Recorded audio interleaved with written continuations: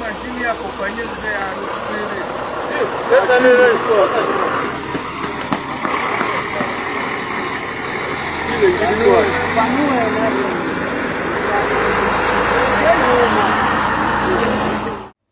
Mbote Nabino partout dans le monde, Topesi et Bambote Ebele, Naba O Balanda Kabiso, Bozali Ebele, Nazana Posa, Yako partage Nabino. Le nom c'est le 11 mai, comme le journée de dimanche 2025, Topesi Bino encore, Bambote za vraiment Ebele comme première émission, Tozanango. Alors merci beaucoup. Toute la journée d'aujourd'hui à samedi et il y a hier samedi, tous avons la prière. Alors, tu souhaites na tonga lelo to lancer bino émission moko. Oyo tous avons besoin. Il y a que tout partager ba nouvelle yambo kanabiso. Merci beaucoup na ba o balanda kabiso. Alors to kosenga vraiment koyebisa bino que match est commis pe elengi. Alors le Wazalendo vient de récupérer l'un des villages stratégiques. Il y a ba 1-23 au ba Botolaki. Il y a maintenant 3 ou à 5 jours. Via le Wazalendo vient de récupérer avec la force armée. Avec les forces armées congolaises, le FARDC, Baouchu ko récupéré village wana ya Musenda, o ezali na côté à territoire ya Lubero et après tous allez pe ko prononcer bino encore nouvelle madame, il y a o etolobi frappe à moko chirurgical contre le Wazalendo précisément na Urugari au Rugezi au Tumoni Susu ba Wazalendo ba frappé l'un des chefs ya opération ya Banyawanda vient de nous quitter déjà à rendre âme naye et pas Nzambe. Donc on a souhaité que Moli Monaye et Pema na mal à l'aise. Alors tokoye bisabino que beaucoup mon bango na bili o toko mega pe ko lac ko balancer ba image na bango. En tout cas merci na ba Wazalendo o toko senga ba peuple congolais o balanda kabiso partout dans le monde. Bon meka un peu ko like émission, bon s'abonner massivement. Bon laïque émission toko pesabino encore général Echoni Lubwanga Chama Oyazali vraiment de retour na l'Ituri avec beaucoup de succès. Oyo peuple congolais bazali koyamba ba Ituriana esengo ba otanda maputa et c'est toute la première fois pendant qu'on a un gouverneur militaire balingiye na population. Donc toko bete na bino masolo. Deuxième émission, Ekozala pourquoi Assemblée nationale basengi sanction ya Vital Kamerhe et sur place en plein Assemblée nationale basengi sanction ya Vital Kamerhe Bokolanda vidéo. La deuxième émission et raconte ya Moïse Katumbi Mwisi Nyamwisi et Salomo Kalonda kuna nakati ya Belgique to France avec Oba Sanjo Obache Lokola lokola médiateur à ce moment oyo bazali ko profiter pour baluka mwani bakoko sala après rencontre na yena Joseph Kabila. Qu'est-ce qui se passe wana tokobeta na bino masolo na deuxième partie soki ta kozali tokobeta mais soki ta ezate tokobeta bino masolo. Alors troisième point o tokoki ko limiter nango na émission wana bokoyoka ngo makambo eza ebele. Alors tokobeta nanu pona ba Wazalendo. Alors tokosenga vraiment bon meka ko like émission, partagez beaucoup plus émission pour na ba soutien na bino batu mususu ba kota poto meka ko neutraliser ba poison ya Banyarwanda et puis to komeka pe ko lancer vidéo awa ya Banyarwanda o bazali ko monter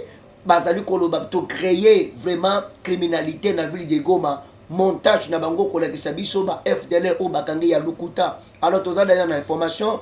Alors merci beaucoup. Bisikanyo Subozali, Naba O Balanda Kabiso, tuka commentaire, like nayo, partage, like nayo, partage nayo, et que ça la bien. Alors, Tobandi Manaka Bande. Nine Zoleka Nakati Yaba 1-23. Tomoni information, ba 1-23, basalaki informoko, babandaki kolobake. Babotolaki ba village tel, zoke zalaki na bango.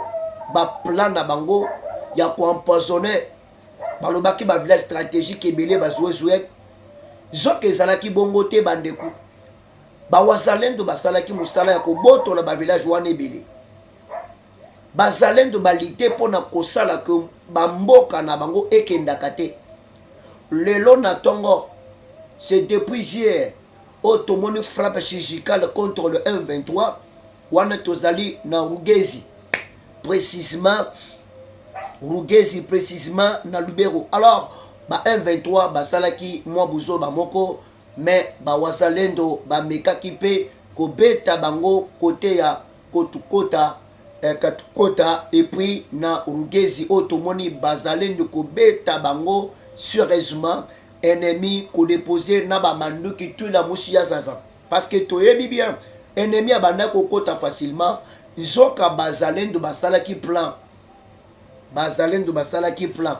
alors nene so le kabandeko nzoka bakanisaki ke cesser le fait ezali epai ya bagene o bazawana bagene balobi fo kotika bango bakoti bandeko bantu wana kotaki ebele na kati ya kokota. Qu'est-ce qui se passe wana tozali wana na village ya Musenda o bawuti ko récupérer lelo précisément na village ya et précisément na territoire ya Lubero oyo bawuti ko beta ennemi ezali lokola village stratégique o bitumbe bandaki depuis jeudi ennemi tui la musia zaza. Alors ba waza bawuti ko récupérer village wana ya Musenda dans le territoire de Lubero et longue du lac Edouard. Donc ça veut dire que bazali pembeni ya lac Edouard et déploiement massif ya forces armées congolaises avec des wazalendo au niveau ya lac pona ko stopper batouana. Alors ba o bakotaki, qu'est-ce qui s'est passé? Bravo en tout cas dans ba wazalendo ba betaki je kitoko kolela batouana avance kokotisa bango balobi tokoti babandi ba info na bango nde bakotaka total aboya renfort ya bawazalendo ye babansi ke bouchu komona vidéo nde bomoni bango na vidéo wana ebandi. Alors bato ebele ba vidéo ebele tozolakisa yango na kati ya groupe appel lisusu ya bawazalendo bato wana ebele bayaki bandeko ba doubler ba 1-23. Qu'est-ce que le wazalendo ont fait?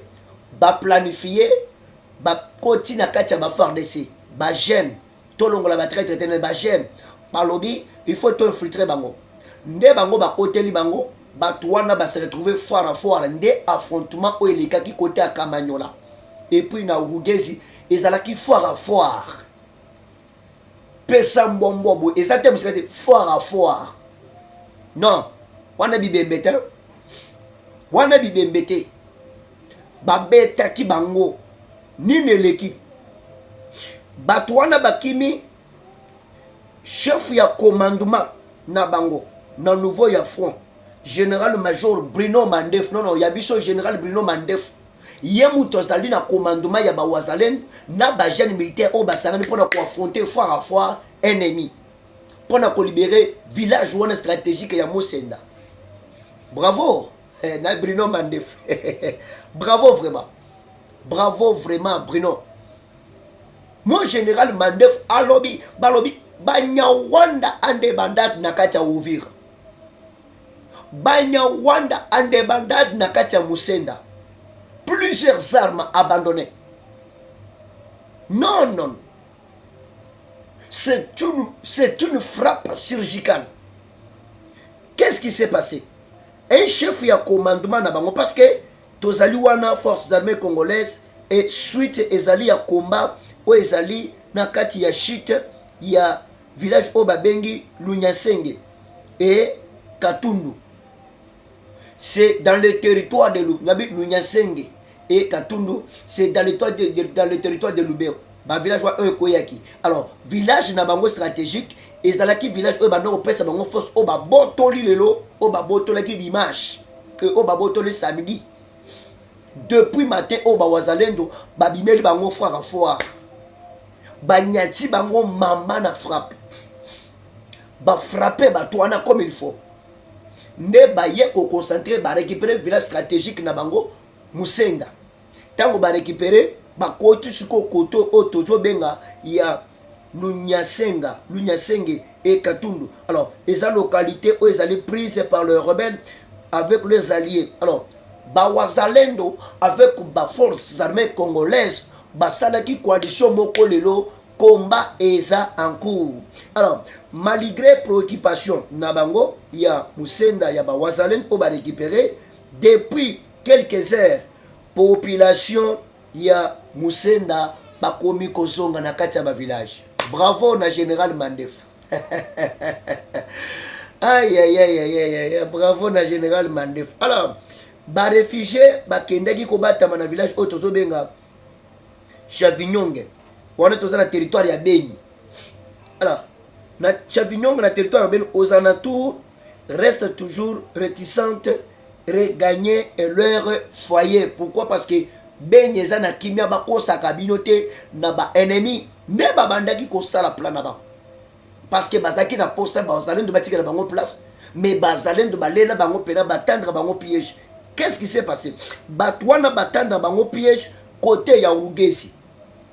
Batwana nde bakotaki na miskade ya ba Wazalendo ya na ba Bashimunyake.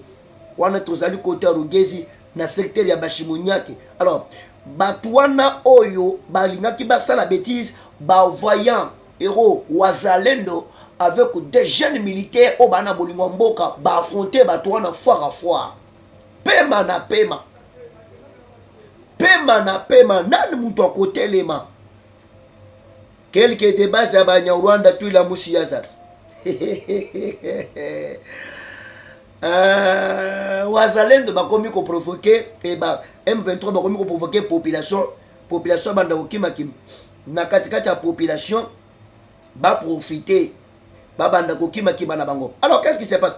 To wana bakay ko beta na chef na bango o bakay ko boma na kombo ya Rutebuka Muoza azali chargé de l'opération ya ba M23 côté ya Minembwe ya ba Tunareo. Bani attaqué pa wa Wazalendo. Babanzi ke bokomona ye wana bani atie pa ba Wazalendo. Yango tozo senga que il faut qu'on laïque mission.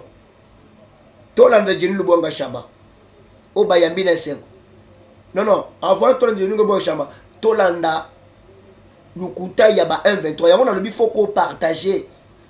Bon partager dans une vidéo oyo vraiment massivement. Tolanda lukuta Wilingoma. Landa.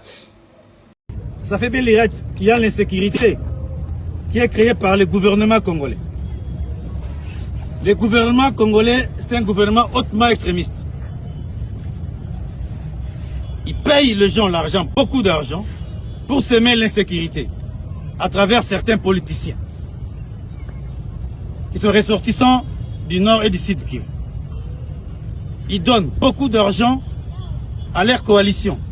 Comme vous le savez, leur coalition est composée de FDLR. Ils sont là. Ils sont là. Ça, c'est la coalition gouvernementale.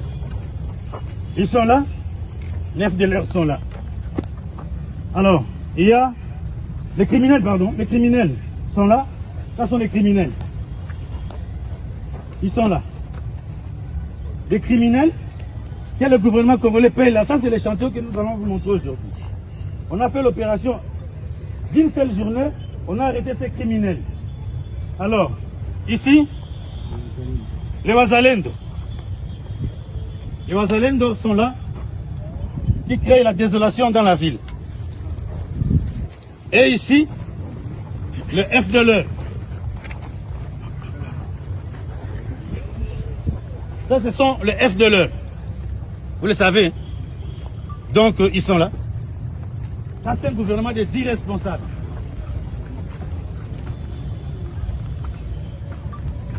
Et ici, il y a le FRDC. Leo tunakuwa baonesha bajambazi. Watu ambao wanafanya vitu vibaya ndani ya mugi ya Goma. Hapa tuko na ba criminal. Pale tuko na Wazalendo, ba FDLR, ba FRDC. Watu wanakuwa na basila kunyumba, wanaiba, wanajesha bwizi, wana mauaji ndani ya mugini. Ndio maana tunawashika tumatia mkono. Kwa hiyo ndio tunakaonesha insécurité tulikuwa yaona ni yao. FRDC wajambazi na FDLR walikuwa ifanya. Asante sana. Na mliwatosha wapi hao watu? Tulisaka kwa nyumba kwabo, lakini tuliwakamata wakati biko naiba bot biko hapa. Tunaweza jua namba ya hao watu kani. Hii tunasema leo tunaonesha echantillon. Unajua kiki wanasema echantillon. Biko nyingi sana, lakini tunawapelekea echantillon. Biko mingi. Sasa kesho yake tena tutawaita tena, mtakuwa ona tena mingi sana tena. Bote sana mtawaona kesho. Tunasema kama hii itaweza saidia security rudie mgoma sana. Ndio maana tuko nasema ni iko sa last warning. Kila mtu ambao anajua ambao anaweka mtu iko na silaha kwake. Na benye biko na silaha. Juu kila mtu hapa anagoma anaweka mtu iko na silaha. Hii ndio ya mwisho. Kama tunakushika tunashika yule mjambazi mwizi na wewe tutakushika. Na hiyo security tutaicha security itaisha. Bafanya nini sasa kama biko na mtu mwenye yuko na bunduki population feni nini? Wao denoncer, waseme kabisa. Bataya ule mtu kabisa. Sasa kitu. Tutafanya kitu. Afin des FDLR mnazikuye hizi. FDLR gisu tunaona pale. Hapo diko hapa na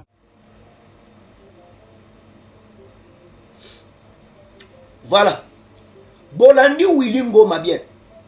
Bango bazalaka soki babeti bango bakomi kolele. Yoka lukuta. Bango nde baye na rébellion. Bango nde baye na insécurité na kati ya mboka. Na kati ya ville de Goma. Mais baolo bakete insécurité ya kati ya ville de Goma est créée par le gouvernement congolais. Ba financer bambongo. Bango nde ba monter ya lukuta. Ba sentir que batouana ba telebi ba boye cesser les faits.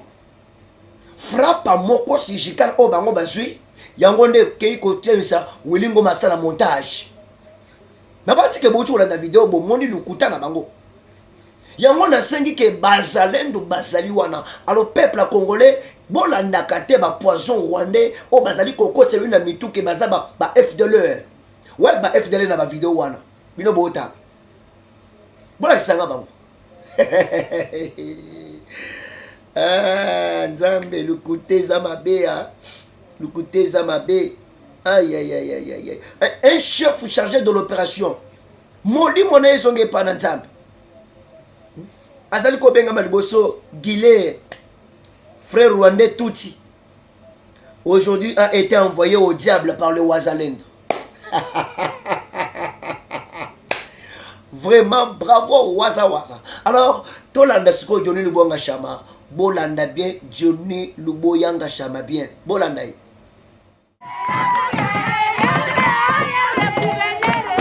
Cette somme de liesse est le résultat de la première apparition dans les artères des Bunia, chef-lieu de la province de l'Ituri, depuis le retour du commandant des opérations et gouvernant militaire de l'Ituri, le lieutenant-général Luboyanga Chama Johnny. D'abord, ce sportif a donné ses impressions. Nous préparé combat professionnel na Kenya pour la kolakisa province ya Ituri ezofula pour na kosala fierté ya mboka na biso omonika couvre atali courage à petit na apesa nga ba 100 ba 1000 ba 500 tous encourager la Kanta fight OK Zambia pambola Ici au camp de Romo, ses habitants n'ont pas caché leurs impressions.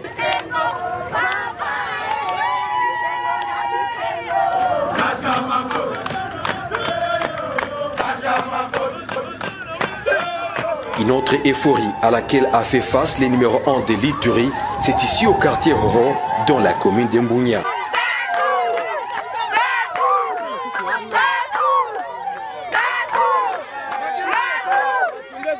La cohorte du gouvernement militaire Luboya est passée également par les quartiers Yambiaya avant de recevoir les honneurs.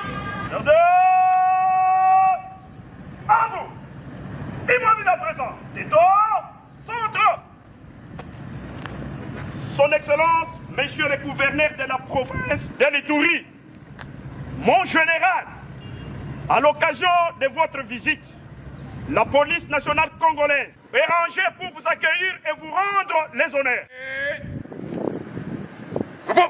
Rappelons que cette marche pédestre permet au numéro 1 de l'Ituri d'entrer en contact direct avec ses administrés et suivre de près les travaux de la modernisation de la ville de Bunia, mais aussi donner des solutions adéquates aux problèmes réels de sa population. Wana tokei vraiment bien awakuna nakati ya ya Ituri obomoni Johnny Lubwanga Shama oyo azali kosala théorie aibisaki nanga ke nanga arrête-toi, tu n'es pas de nous ici il n'y a que des Outuriens qui est à même morale, vous le voyez. Et c'est toute la première fois pour nous qu'on a un gouverneur balingaye et pas y a ba militaire et pas y a population ba otandele maputa, c'est toute la première fois. C'est ça de militaire qu'on peut vraiment nommer comme un chef d'état-major. Oui, oui. Bakoseli koseli makambo baketi bakuti ke muntwana magboko na ye ezapembe pona mboka na biso. En tout cas, merci. Ezo senga ko soutenir. Yango na sengi bande kunanga ba Iturien. Chance munene bozana ngo ezali Johnny Lubwanga Shama. Bon soutenir Johnny Lubwanga Shama. Et que ça là vraiment bien. Merci beaucoup. Tokute na bino un certain moment. Bye bye. Likez émission, commentez, partagez et que ça